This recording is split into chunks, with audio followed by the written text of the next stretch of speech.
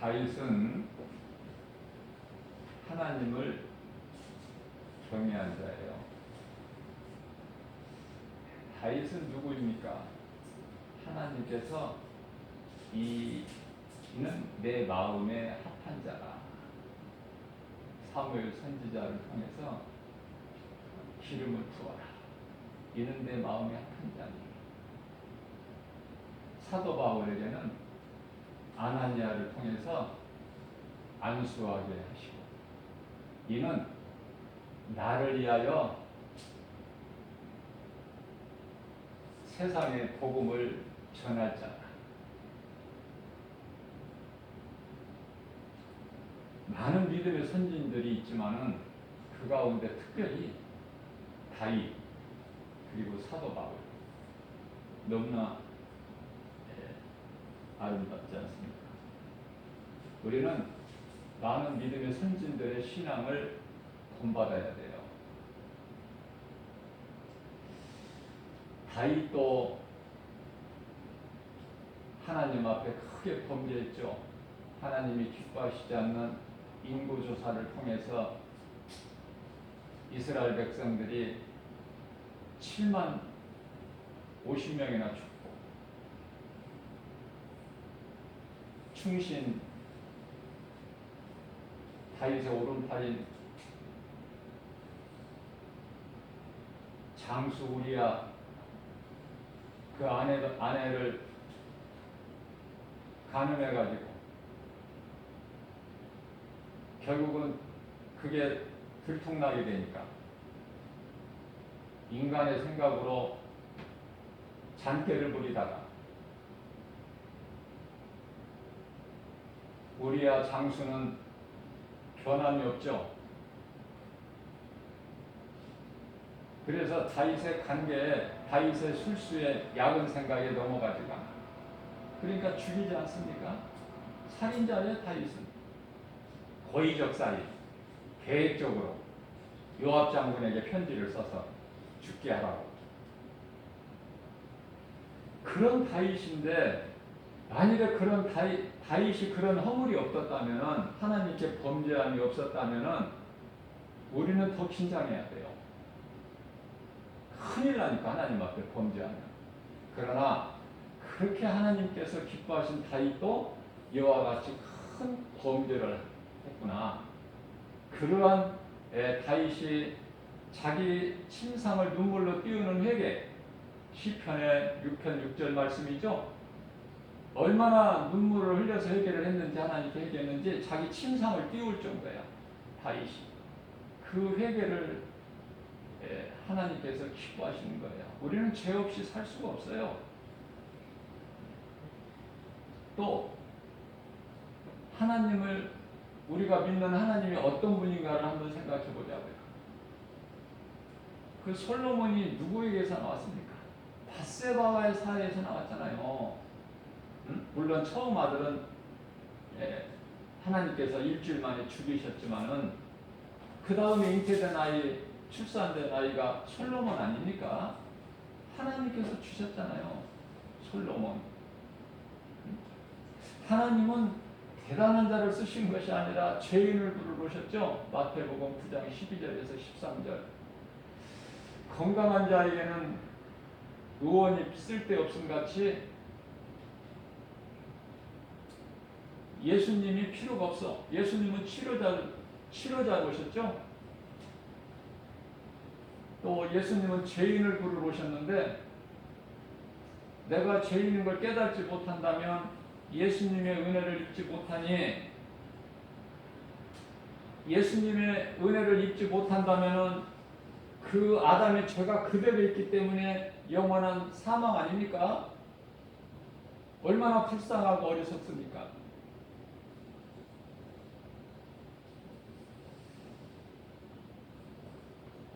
솔로몬을 통해서 왕위를 이어가게 하신 하나님,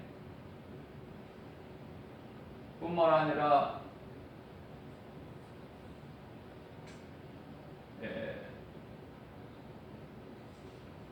나합이라는 기생, 어떻게 하나님께서 세우실 자가 없으셔서 여리고성의 희생 나합을 또 그냥 구원하시는 정도만 아니라 예수님의 계보에 오르는 놀라운 그 복을 받는 믿음의 주인공이 되잖아요. 예수님의 계보에 오르는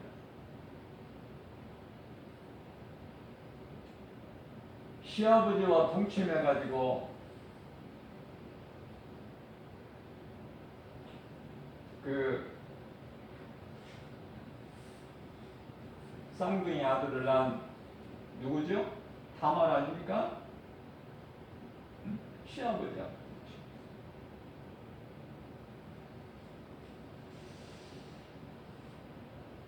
소돔성에서는 구원됐지만은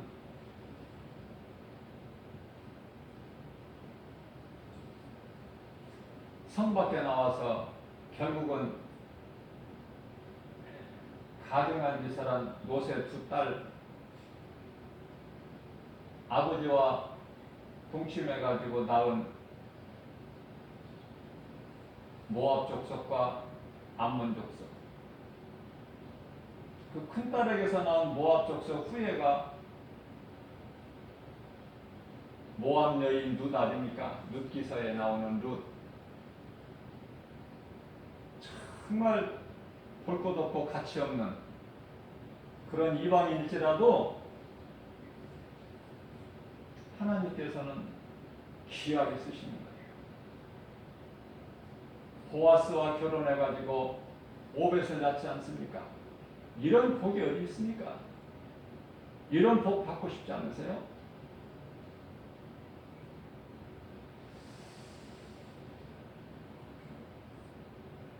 어느 권사님이 하나님의 말씀을 629절을 암송한다고 해요. 그런데요, 방송국 인터뷰에서 이제 몇 구절을 암송을 시범적으로 하는 것을 보여주는데요. 놀라운 것은 그 권사님이 나이가 81세라는 거 아닙니까? 81세. 그래서 믿지 않는 가정에 시집을 가서 하나님을 잊어버리고 방황했다는 거 아닙니까? 오랫동안.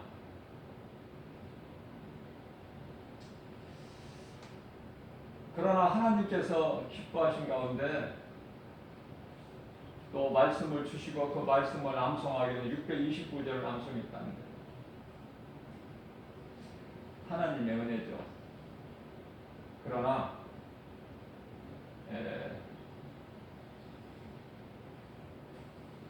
한 가지 아쉬운 것은 지금 81세인데 자기가 90을 살지 100세를 살지 120세까지 바라보더라고요. 모세도 아닌데. 모세는 120세까지 살았는데.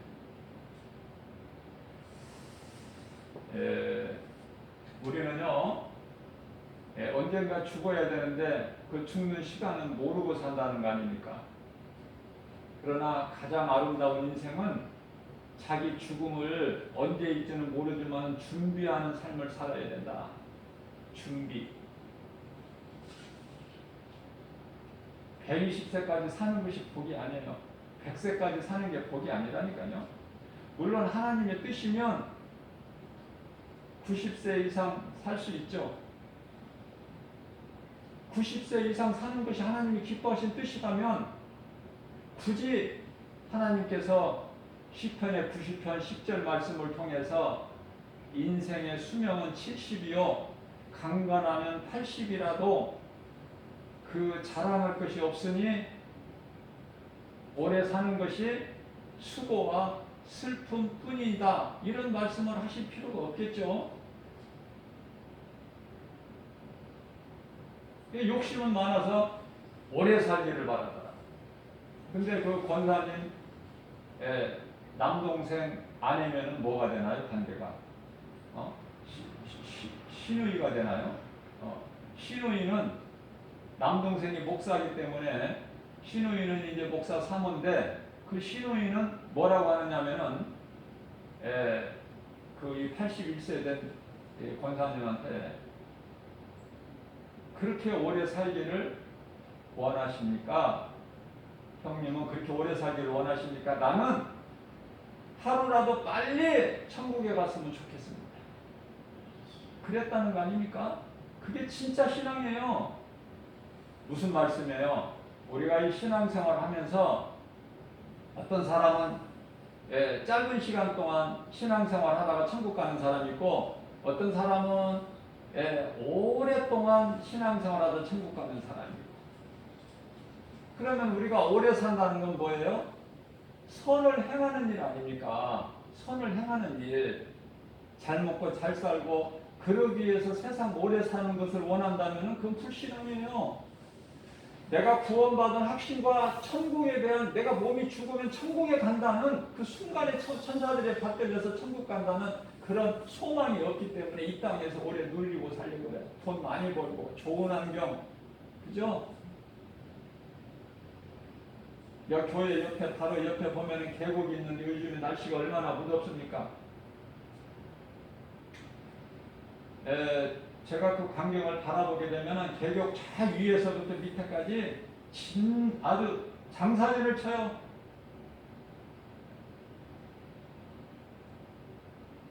가족 단위로 아니면은 지인들과 함께 이렇게 가까운 사이겠죠?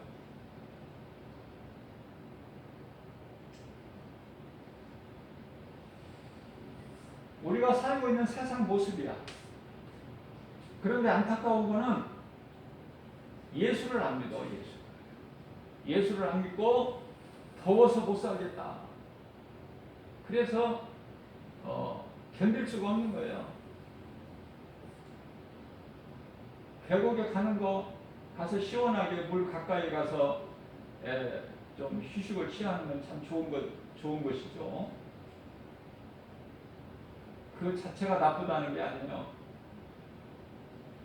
우리가 무슨 일을 하든지 무엇을 먹든지 마시는 것까지도 하나님 영광을 위해서 해야 돼요. 예수님 안에서, 구속 안에서. 고린도전서 10장 31절 말씀.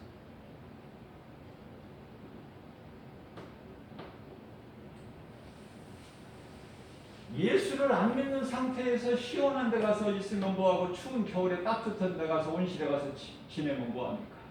생명이 없는데. 죽으면 지옥 가는데. 불쌍하잖아요.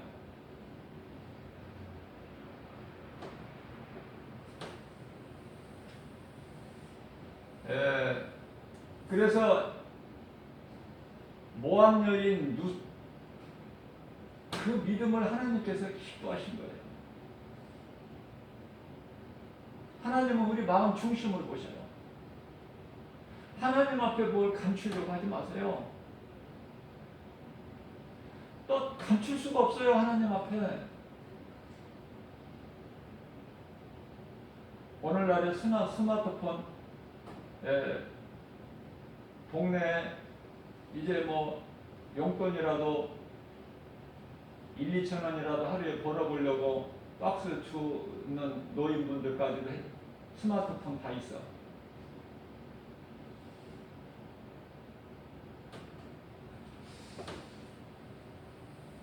그런데요, 우리가 이 스마트폰 대중교통을 한번 이용해 볼 때 보면은 10사람이면 9사람이 스마트폰을 보고 있어요.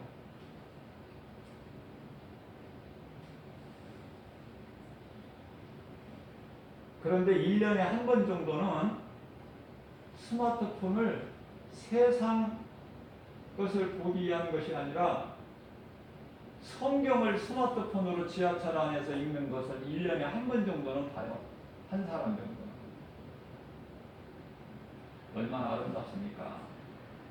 목사가 볼 때 정말 귀한데 그 모습이 하나님이 보실 때는 어떠시겠어요?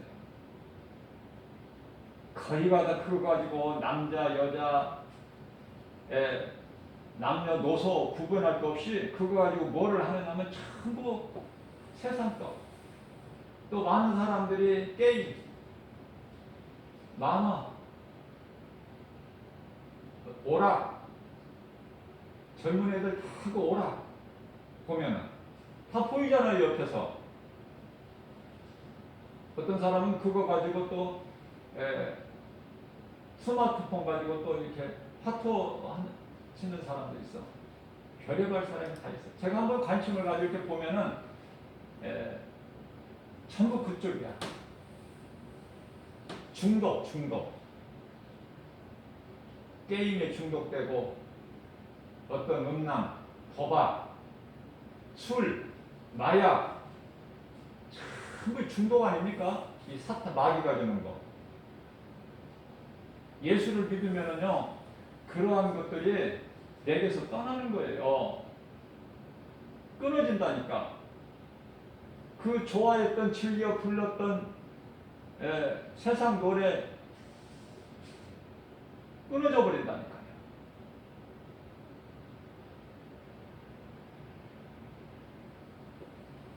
원망, 불평, 한숨이 찬송으로 바뀌어버린다. 근심, 걱정, 염려했던 것이 기도로 바뀌어버린다니까요. 예수 생명이 있는 자는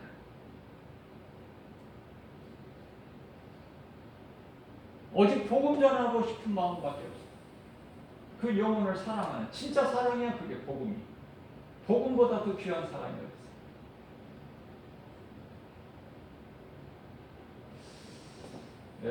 스마트폰을요 요즘에 나는 스마트폰을 뭐 잠금장치 뭐 해제할지도 모르고 잠금장치도 몰라요. 왜냐하면 나는 비밀이 없으니까. 감추고 싶은 것이 하나도 없어. 내 인생길에서. 드러내고 싶기만 하지. 뭘 드러내요? 내 속에 있는 복음, 예수. 그런데 많은 사람들이요 스마트폰을 잠금장치를 해놓고 다른 사람 못 보게 해. 못 열어보게. 그 왜 그래요? 그 속에 비밀이 있다는 거야. 떳떳하지 못하는 거. 남이 보아서는 안 되고 가족이 보아서도 안 돼. 가족이 보아서도. 남편 아내도 보면 안 되는 비밀이 있다는데 잠금장치나. 그렇게 하지 마세요. 그리스도인은 그렇게 하는 게 아니야. 누가 볼 수 있어도 떳떳해야죠. 세상 따라 살지 말고 많은 사람들이 그쪽일지라도 우리는 번지수가 그쪽이 아니잖아요. 하나님을 경외하고 어려울 때 하나님께 기도하고 기쁠 때 하나님을 찬송하고 무엇이 부족합니까? 오늘 본문 말씀에 시편의 34편 9절 말씀을 보게 되면은 하나님이 어떤 분이신 것을 체험한 다윗이 예수를 구주로 믿는 성도들에게 성도들아 여호와를 경외하라. 이 경외하는 것이 좋은 건데 경외하는 것이 뭐예요? 하나님의 말씀을 묵상하는 거예요. 묵상. 하나님의 말씀을 내 마음속으로 생각하는 거예요. 수시로. 때때로. 묵상. 그리고 그 하나님을 내가 찬송하는 거 아닙니까? 흥얼 내가 잘 부르지는 못해도. 세상 사람들은 알아듣지 못해도 하나님이 들으시잖아. 하나님이. 네? 찬송하는 거 누가 싫어해? 마귀가. 우리는 마귀가 싫어하는 걸 자꾸 해야 돼. 더. 마귀가 싫어하는 것이 찬송이고 기도고 말씀 읽는 것이고 말씀 듣는 것이고 이런 거 아니에요? 마귀는 이러한 것을 싫어해. 그러나 우리가 찬송 부를 때 지옥이 떨린다고 그러잖아. 그만큼 찬송의 권세가 있어요. 우리가 힘들 때 아버지 이름만 불러보세요. 작은 소리라도. 우리가 힘들어서 주저앉아 있을 때 큰 소리 낼 힘도 없어. 슬플 때, 어려움 당할 때. 그러나 작은 신음소리라도 아버지 불러보세요. 하나님 아버지를. 하나님은 다 들으셔요. 그래서 하나님 말씀을 묵상하는 거예요. 하나님을 찬송하는 것이죠. 경외하는 것이. 그리고 내가 믿는 한 예수를 전하는 거야. 이것이 하나님을 경외하는 거 아닙니까?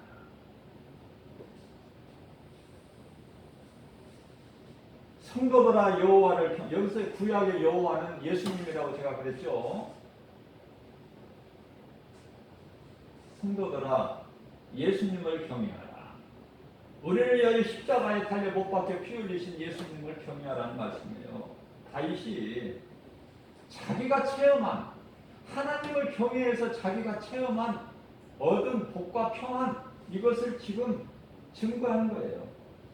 10절 말씀입니다. 젊은 사자는 궁핍하며 젊은 사자는 궁핍하며 무슨 말씀이에요?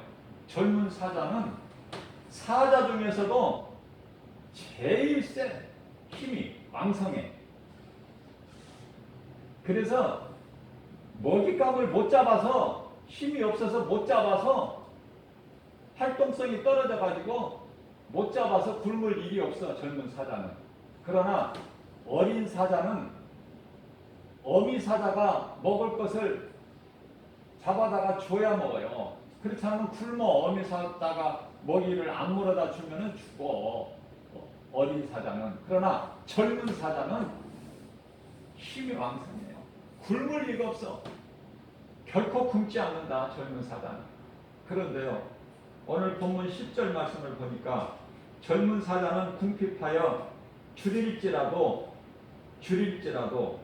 젊은 사자가 궁핍하여 줄일지라도 예수님을 찾는 자는 모든 좋은 것에 부족함이 없으리로다. 다윗이 체험했다니까 하나님을. 그 하나님을 지금 증거하는 거예요. 너희도 하나님을 경외하라 나같이. 응? 다윗은 17세에 골리앗과 싸움에서 이겼어요. 예수 이름으로 나가서 골리앗과 싸움에서 17세. 요셉은 17세에 이복 형제들에게 애굽의 종으로 팔려갔고 요셉은 같은 17세야. 그래서 30세에 요셉은 애굽의 왕이 되죠. 총리가 되잖아요. 그러면 다윗은 17세에 골리앗을 목을 잘랐던 다윗에게는 칼도 없어. 그래서 물맷돌을 던져서 골리앗을 쓰러뜨리게 하고 골리앗의 칼을 뽑아서 골리앗의 목을 잘라가지고 온 거 아닙니까? 사울 왕에게. 그 다윗이 30세에 요셉은 애굽의 총리가 되지만 다윗은 30세에 이스라엘 두 번째 왕이 되는 거야. 30세.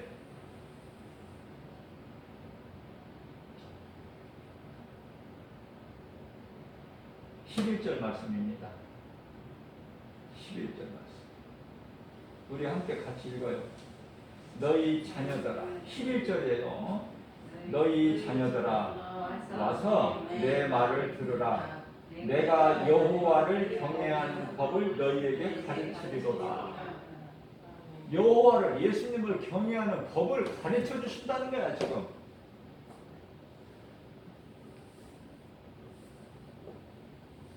예수님께서 오늘 이 시간에 김바울 목사를 통해서 이 말씀을 듣는 모든 자들에게 여호와를 경외하는 법을 가르쳐 주시는 거 아닙니까 지금?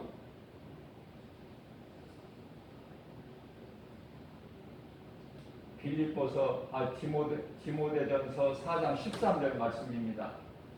예수님께서 내가 다시 오는 날까지 가르치고 권면하고 전하기를 힘쓰라. 이런 말씀이 너무 좋은 거예요. 이런 말씀. 네가 만난 예수를, 복음을 가르치고 또 예수를 믿을 것을, 우리 생명 대신 구원하시는 예수님을 믿을 것을 권면하고 또 이 복음을 전하는 일에 힘쓰라. 언제 죽을지는 모르지만 생명이 있을 동안에 육체가 살아있을 동안에 그 일에 힘쓰라는 거 아닙니까? 그 일에. 우리가요, 이 말씀과 관련하여 우리가 살아있는 동안에 낙원에 가기 전에 우리가 해야 될 일은 꿀먹은 벙어리 같이 되지 말고 내가 만난 예수를, 다시 말하면 이 복음을, 진리의 복음을 예수를 안 믿는 자에게는 전해야 돼요. 복음을.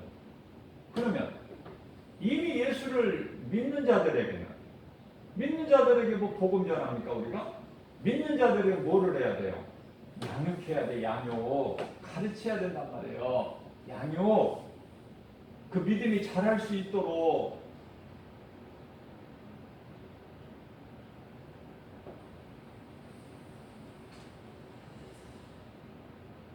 12절 말씀입니다.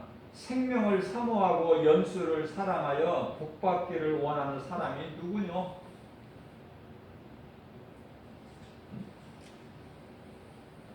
복받기를 원하는 사람은 내게 와서 누구든지 와서 말을 들으라. 가난한 자도 오고 목마른 자들 다 와라. 기생도 오고 도둑놈도 오고 사기꾼도 오고 무식한 자도 오고 가난한 자도 오고 다 와서 들으라는 거 아닙니까? 자, 그러면서 13절에서 내 혀를 악에서 금하며, 말 조심하라는 거야. 혀. 상처 주는 말을 하지 말고 살리는 말을 해야 돼.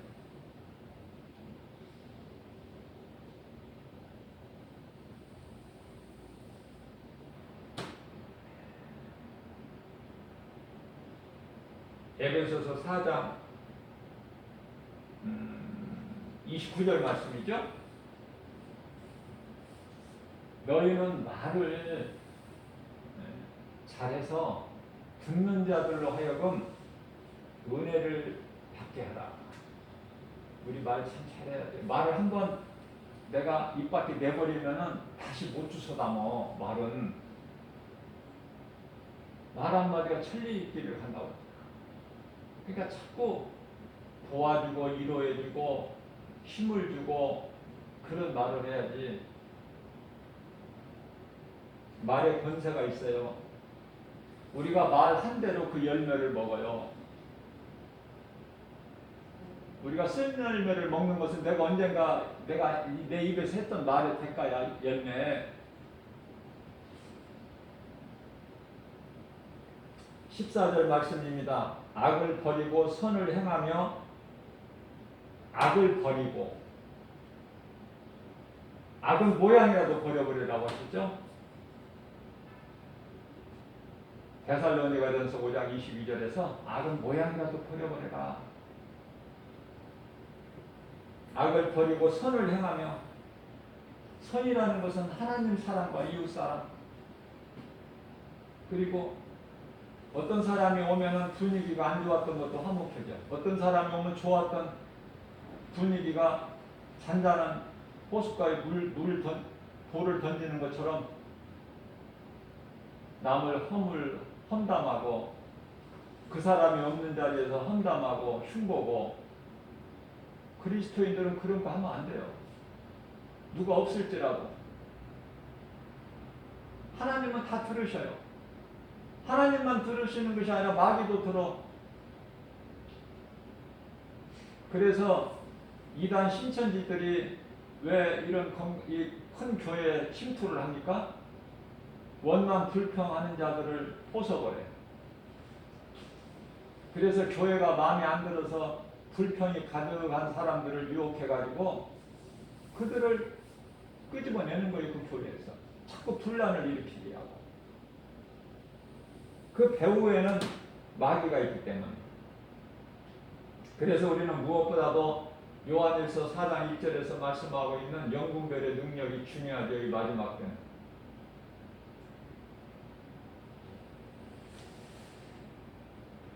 그래서 악담을 하면 안 돼. 농담이라도. 저주하는 말을 해서는 안 되고 또 간신같이 아첨하지도 말고 있는 그대로 맞으면 맞다 아니면 아니다. 예면 예 아니면 아니요. 예수님께서 그렇게 하라고 하셨어요. 야고보서 3장 5절 말씀입니다. 혀는 작은 지체이나 우리 지체 몸의 지체가 얼마나 많은 지체가 많아요. 그러나 이 혀가 얼마나 작은 지체입니까? 그러나 이 작은 혀로 얼마나 큰 것을 자랑합니까? 무슨 말씀이냐면 작은 불씨 하나가 큰 많은 나무를 태우잖아. 우리가 다 알고 있듯이.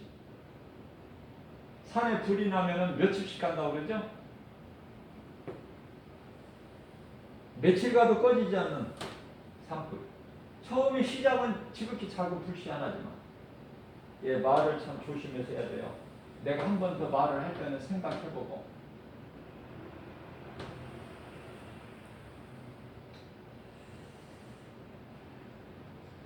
그래서 무릇 더러운 말은 입 밖에 내지 말아야 된다. 그리스도인이라면. 자꾸 힘을 주는 말을 위로해주고 도와주고.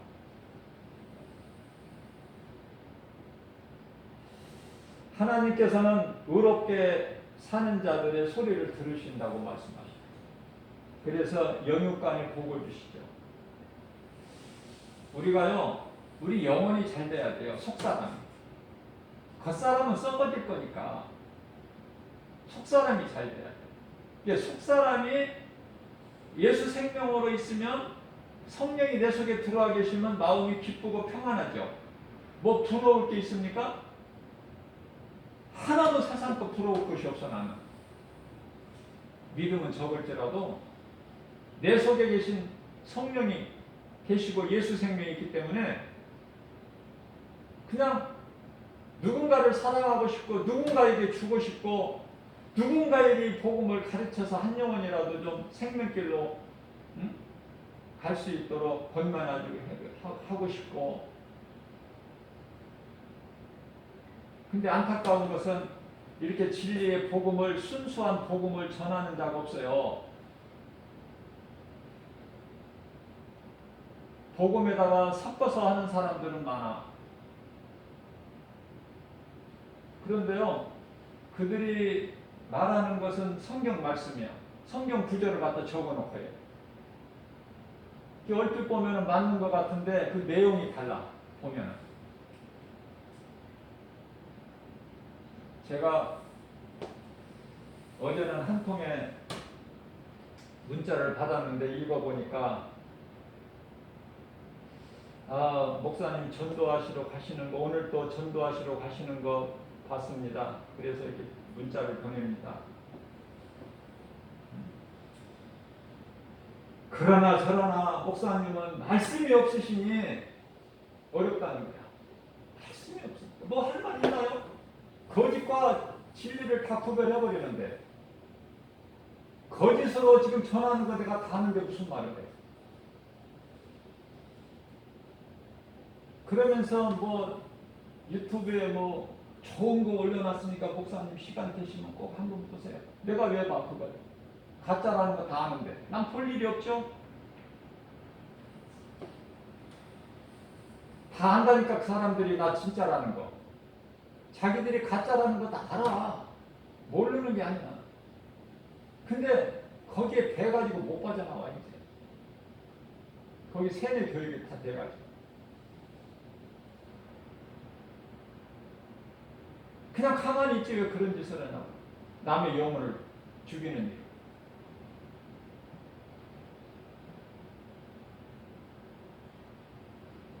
요즘에는 태극기 부대가 없어져 버리고 또 이상하게 무슨 국민혁명당이라는 게 또 나와가지고 그게 그거라니까 전부. 그렇게 안 하면 못 견디니까.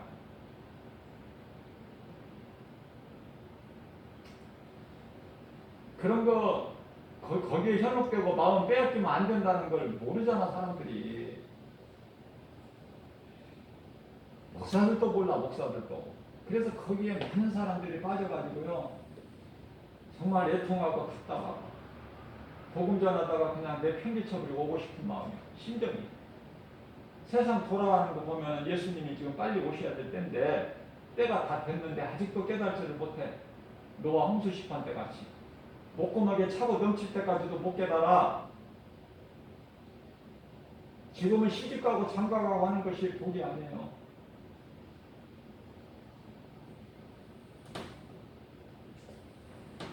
시편의 84편의 11절입니다. 이렇게 말씀을 들을 때 은혜라는 말씀 있잖아요. 체크해 놓으세요. 그래서 이 말씀이 나에게 주신 말씀, 나하고 상관이 없는 말씀 다 덮어버리고 지나버리지 말고 표시를 해놔요. 볼펜이 없어? 손이 없어요? 왜 귀한 말씀이 목사님을 통해서 강단에서 선포되는데 왜 나와 상관이 없느냐고. 그럼 무엇이 상관이 있어?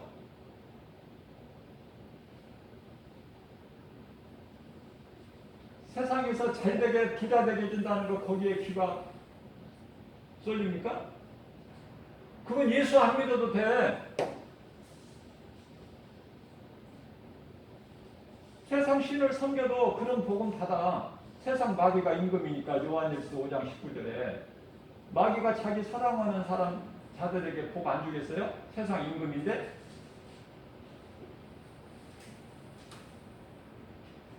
표시를 해서 내가 읽고 듣고 적어야 또 안 적고는 내 속에 이 말씀이 들어올 수가 없어요. 머리가 그렇게 좋습니까? 우리가 IQ가 천재예요? 그냥 한 번 읽거나 들으면 그냥 내 속에 들어와집니까? 말씀이? 말씀을 듣는 성도들의 이 태도, 눈빛, 자세 보면 다 드러나기 때문에 내가 이렇게 때로는 언성이 높아질 때가 있어요. 본의 아니게. 내가 설교한 걸 들어보면은 내가 왜 이렇게 흥분할까? 좀 목소리를 좀 이렇게 부드럽고 잔잔하게, 응? 시간도 좀 빨리 끝내고 이렇게 하고 싶어. 그런 마음을 느껴요. 그런데 처음에 시작을 찬잔하게 시작했다가 이사야서 58장 1절 같이 막 마이크를 대고 외치는 것 같이 소리가 커져 버린단 말이에요. 나도 모르게. 응?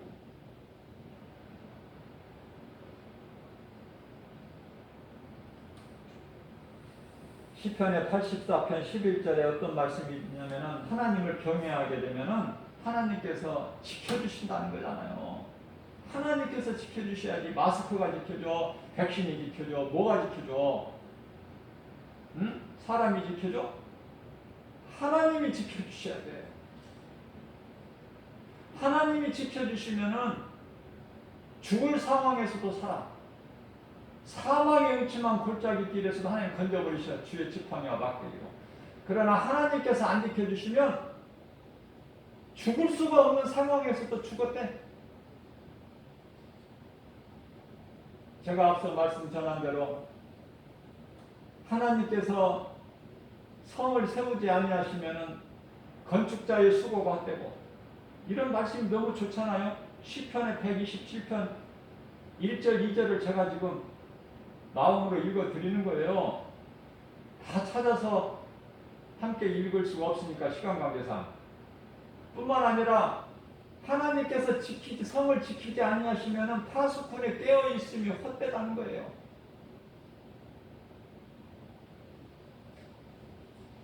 예수님의 돌무덤에 장사하고 무덤 앞에 큰 돌을 갖다가 사람이 옮기지 못할 만큼 큰 돌을 막아놨지만은 그 막아놔야 무슨 소용이 있어? 천사가 옮겨버리는데.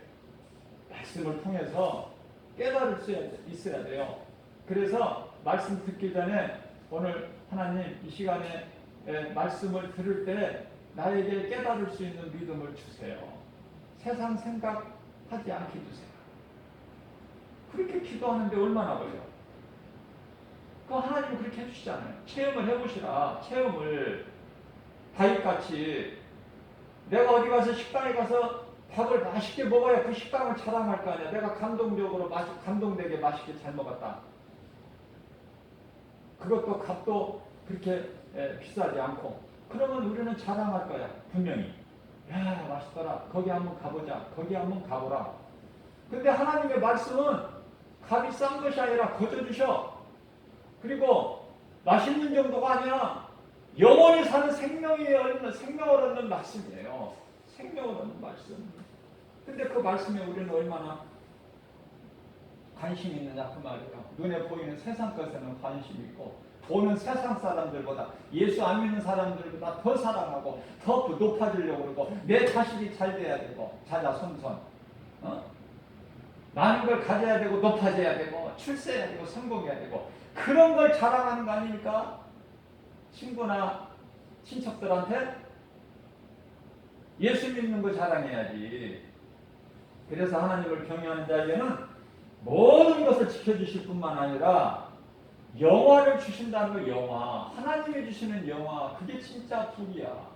그게 부여고 좋은 것을 아끼지 않으면서 주신다고 약속하셨어요. 다윗이 체험해봤다니까. 그 하나님을 전하는 거야. 응?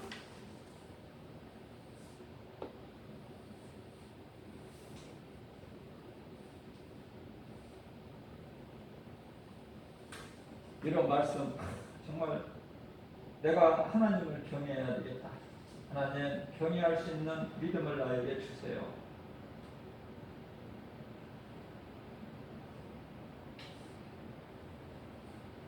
(15절) 말씀입니다. 여호와의 눈은 하나님의 눈이에요. 예수 그리스도 하나님의 눈. 눈이 어디를 바라보시는지 궁금하지 않으세요? 여호와의 눈은 의인을 향하시고, 의, 믿음으로 사는 저와 여러분들 모든 이 땅의 믿음의 성도들, 믿음으로 구원받는 성도들, 여호와의 눈은 의인을 향하시고 그 여호와의 귀는 그들의 부르짖음에 귀를 기울이시는도다. 더 뭐를 바래? 하나님의 나를 보시고, 내가 예수님을 믿으면 하나님이 나를 바라보고 계시고 내 소리에 귀를 기울여 주시면 됐지. 더 이상 뭐를 봐. 다른 것이 없다니까. 그런데요, 16절입니다. 여호와의 얼굴은 악한 자를 향하신다는 거야. 악한 자. 그들을 땅에서 끊어버리시려고. 17절입니다. 의인이 부르짖으면, 제가 한 가지 더 추가해서 말씀드리면 베드로서 3장 6절 말씀인데요. 우리가 살고 있는 이 땅, 세상은 하나님이 심판하셔서 물론, 근데 우리가 살고 있는 이 땅은 예수님이 다시 오실 때까지 이제 보존하고 계신데, 베드로전 후서 3장 6절에서 보존하고 계시는 거야. 하나님이 심판하시기 위해서 보존하고 계신다는 거야. 지금 이 땅에 또 구할 게 뭐 있어?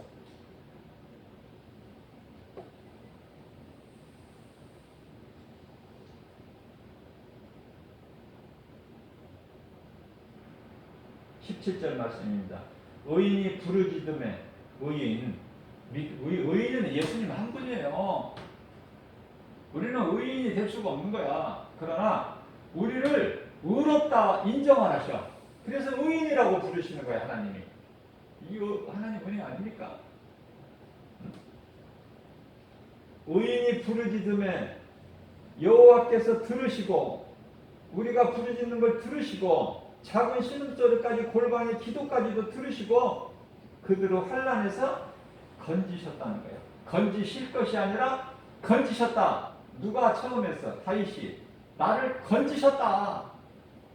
건지실 것이 아니라 건지셨다. 18절입니다. 여호와는 마음이 상한 자를 가까이 하시고 충심, 진심으로 통회하는, 회개하는 자를 말씀하시는 거예요. 그들을 구원하신다는 거예요. 18절에서. 오늘 본문 말씀 우리가 19절까지 읽었는데요. 19절 끝에 말씀은 의인은 고난이 많으나 여호와께서 그의 모든 고난에서 건지시는도다. 우리가 왜 이렇게 믿음으로 살려고 하면은 세상에서는 고난이 있느냐 그 말이에요. 하나님께 여쭤보고 싶지 않으세요? 근데 그거 당연한 거예요. 우리가 믿음으로 살려고만 하면 세상을 등지고 나가야 되기 때문에 어려워, 힘들어.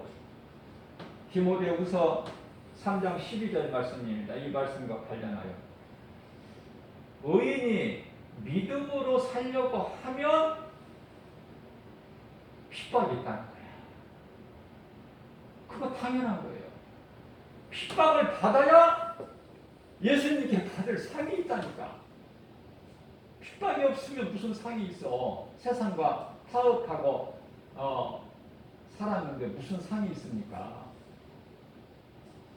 세상과 내가 단절하고 세상하고 내가 타협하지 않고 마틴 루터가 1517년에 10월 30일이죠?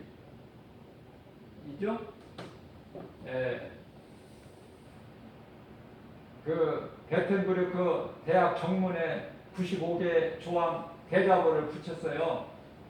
이거 카톨릭 거짓말이다 이거. 여기에 속아서는 안 된다. 그래서 이제 개신교가 생긴 게 아닙니까? 그 뿌리로 오늘날 그때 그렇게 되기까지 교황 교부들이 얼마나 이 바울과 이 바울이 아니라 누구예요? 마틴 루터와 이게 타협하려고 온갖 술수를 다 해봤지만 거기에 타협하지 않아. 거기에 동조하지 않아요. 그게 마틴 루터예요.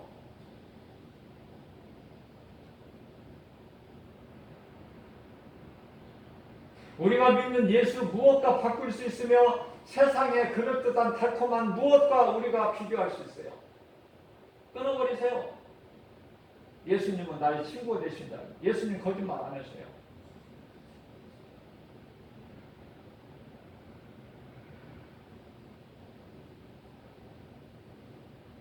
예수님 한 분이면 부족함이 없어요. 자, 그렇다면은 하나님의 뜻은 뭘까? 그러면 다 필요 없고 나 혼자 살라는 것인가? 아니에요. 잘 되게 해주신다는 거야. 잘 되게 해주신다.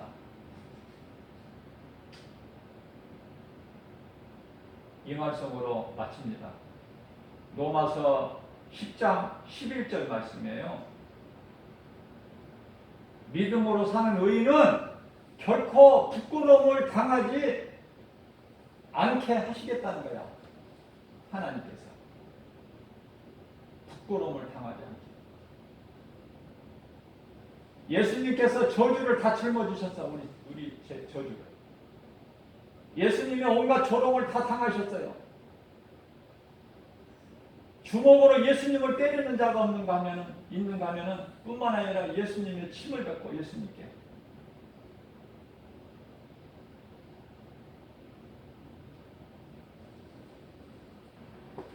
조롱과 온갖 것을 다 수모를 당하셨어요. 이제 우리는 믿음으로 사는 우리는 예수 그리스도 구속 안에 있는 우리는 결코 예수님께서 우리를 부끄러움 당하지 않게 해주신다.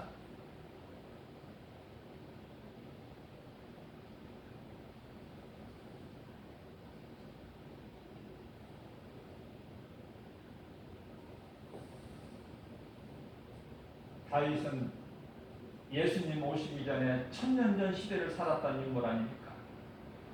다윗이 오늘날의 그 예루살렘 지금은 가정한 것이 들어서 있죠. 그래서 이 예루살렘 성전이 세워진 곳이 바로 어느 곳이냐면은 아브라함에게 하나님께서 내 아들 독자 이삭을 모리아 산에 가서 하나님께 번제물로 드리라. 그래서 그걸 드렸죠?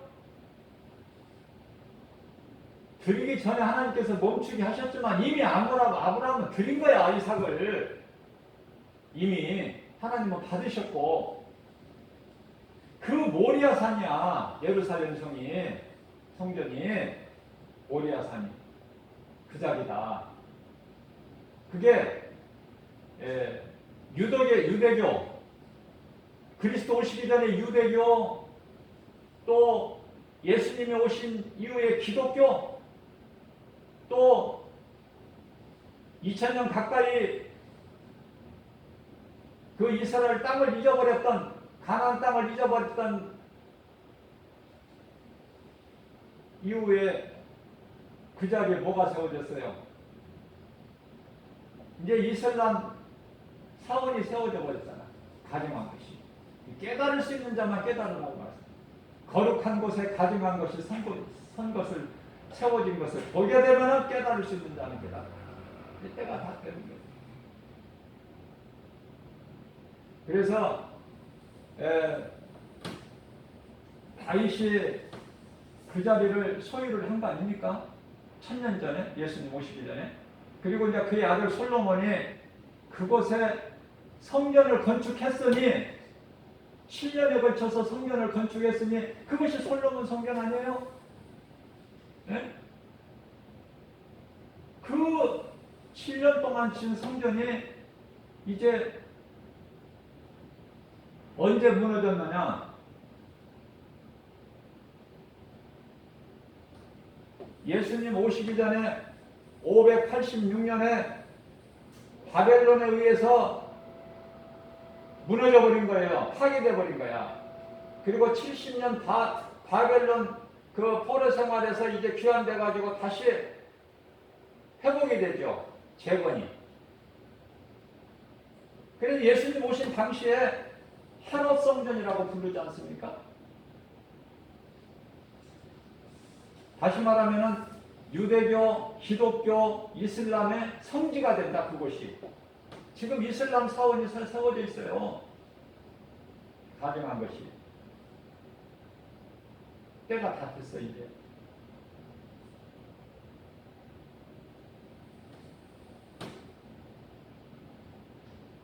왜 이게 중요하냐면요.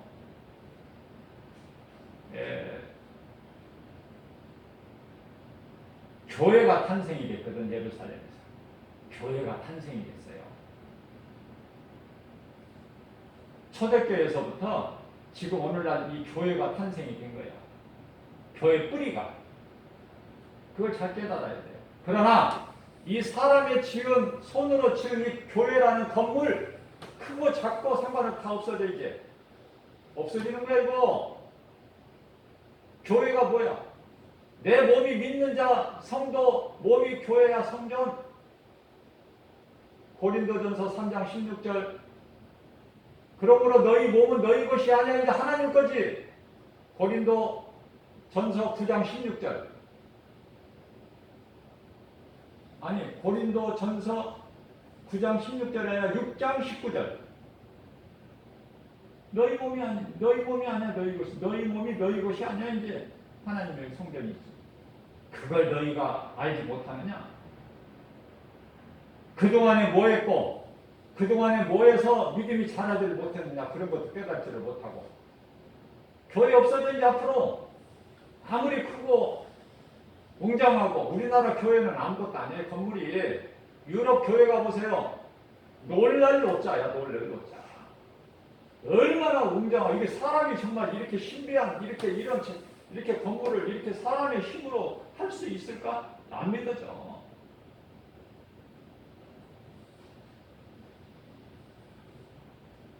교회가 무엇인지, 우리가 믿는 예수가 어떤 분인지 확실하게 좀 알고 해야 내가 깨어날 수가 있어요. 이제 깨어나서 우리가 언제까지 이렇게 예배 드린다고 생각하세요? 예배 드릴 수 있을 때, 하나님이 허락하실 때 열심히 예수 믿고 하나님 말씀을 붙잡고 기도하고, 그 말씀을 내 마음에 정말 새기려고 그런 마음으로 하나님은 중심을 보시니까, 그럴 때 하나님이 사모하는 자를 주시고, 그래서 내가 믿는 하나님을, 내 속에 계신 예수 생명을 예수 이름을 찬송하는 것이고 그것을 세상에 나가서 복음을 전하는 거야. 이제 교회 건물 안에 연연하지 말고 이러한 믿음 가지고 한 주간도 전에는 새벽 영성시간, 수요 예배, 금요 영성 철야라고 그랬죠? 금요 철야. 그리고 주일 예배를 드렸는데 이제 오늘날에는 주일 예배만 드리잖아. 예?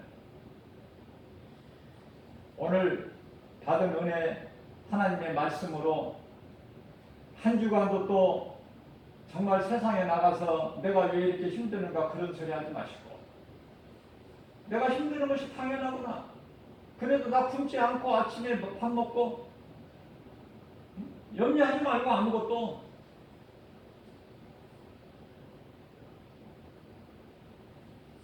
주님 말씀 우리에게 주신 오늘 생명의 말씀 우리 마음에 새겨서